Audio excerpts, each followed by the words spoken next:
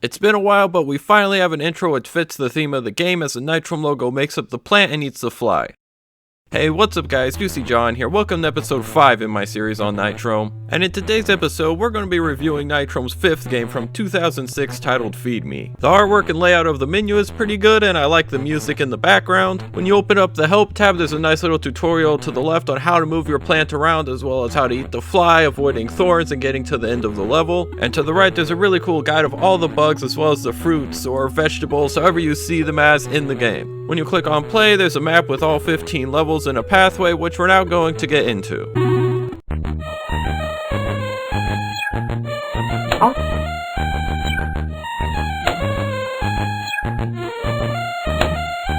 When you open up the level, you are greeted with this phenomenal soundtrack and vintage Nitrome artwork. They have signs that tell you what to do, so you're able to feel out the controls, which is biting to drag your plant around the world. I'm still just trying to imagine how that meeting went down at Nitrome HQ. I've come up with a great idea for a game where the main character is a Venus flytrap.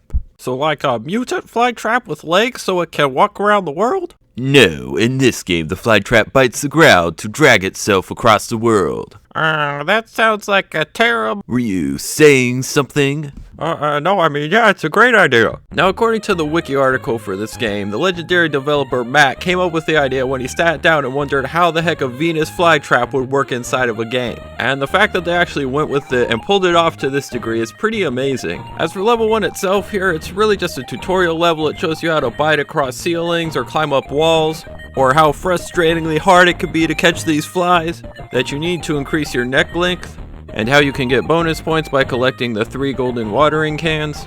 So although there isn't a ton in this level, I think it's a good first level to get you used to the controls and how the game plays out. In level 2, not only are there purple trees, but there are also moving platforms which are a really cool part of this game. You ride across the first platform to get across the deadly thorns, then you face off with these bumblebees which are an enemy that you can eat. Then you can bite the bottom of the second platform to hold on and it will carry you to the end of the level, and it's just really cool how this mechanic can work both ways. In level 3, it introduces you to mud on the bottom level, which is slippery, so you can drag your plant across a lot faster. And on the top level, there are watermelons, which you can hold on to the ceiling to avoid. Level 4 was when I encountered my first of many game-breaking glitches, where my plant managed to bite through the world, and still kept taking damage when it clearly wasn't touching the thorn. Aside from the glitch, in level 4, you bite across these floating blocks to drop down and then grab onto a platform. And what the heck is going on? And then bite across bigger floating blocks to get to the end. Level 5 is the first level that I had trouble beating in this game. It starts off easy, you cross a treadmill and then go through land somehow to get a golden watering can.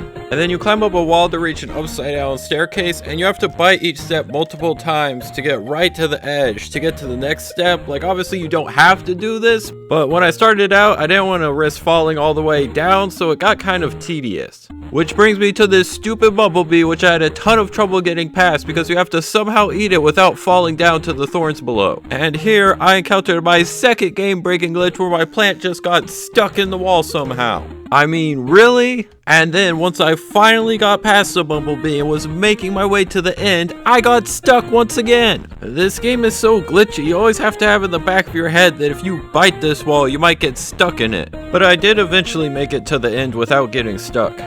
Level 6 introduces you to tomatoes that drop down from the ceiling and can hurt you. Other than those enemies, there's nothing really new in this level and it's not too challenging to beat.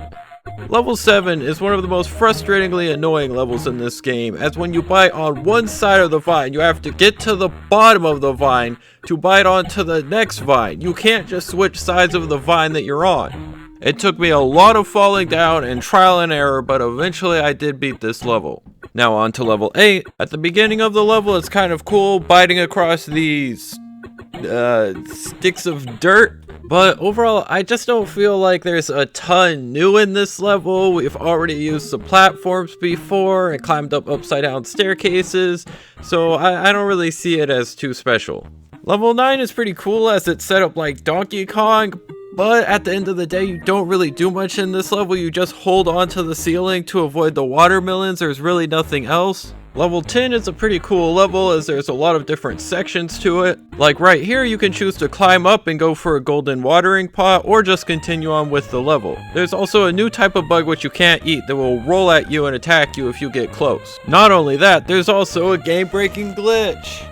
Yay, more falling through the world and restarting a level all over. Now, back to where the game broke. It's really cool. There's a corridor to the left with a fly that you can't really fit into, and you have to time it up just right to eat the fly and not hit the spider, and it's really cool how they set this up. And at the end of the level, there's another golden watering can that you have to go out of your way to get, which I really like the setup of. Which of course I wasn't going to risk dying over, and I just went my way to the end. Level 11 was one of the most frustrating levels in this game. It starts off fairly easy, going under the tomatoes, and then climbing across the ceiling, avoiding them. And for the bottom half of the level, I liked how I was able to use the momentum to get across faster. And then we get to the top half where that same momentum will hit your plant into a tomato.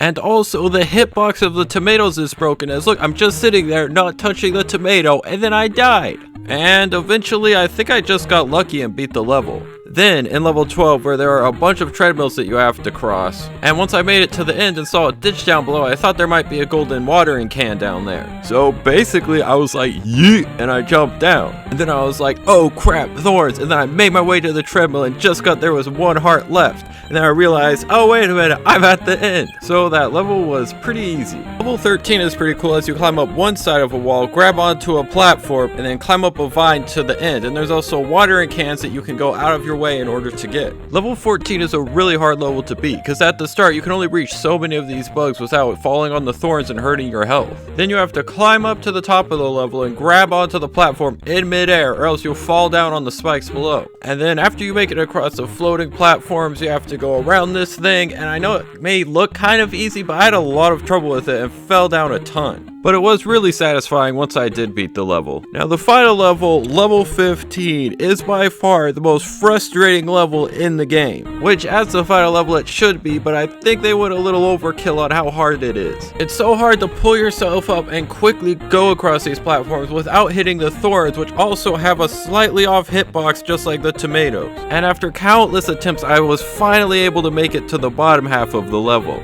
And I almost had a heart attack at the end because I only had one life left and I was so scared of touching those thorns. But luckily for me I didn't, and I made it to the end. And the ending is a lot better than other games where they just say congratulations, because I actually drew up a picture. It's pretty funny, the plant's escaping the greenhouse and sees the sun in the distance.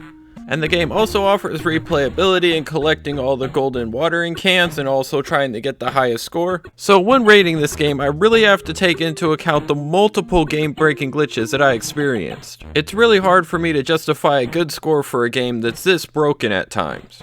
Although I like the artwork of the game, I thought the level design was kind of simple and plain most of the time. I do really like the control scheme and it feels good a lot of the times, but other times the momentum of the plant just gets a bit out of hand. And I definitely think the game would have been better if it was longer. Now, with all that being said, I'm going to give this game a 5 out of 10. I think the unique control scheme, the good artwork, as well as the great music makes up for the game-breaking glitches to the point that I can justify a 5. So that was my review of Feed Me. Thank you for watching to the end. If you enjoyed it, please subscribe because I upload a Nitrome review every single Friday at 5 PM Eastern. Also, please leave a like and I will see you all next time. Lace up.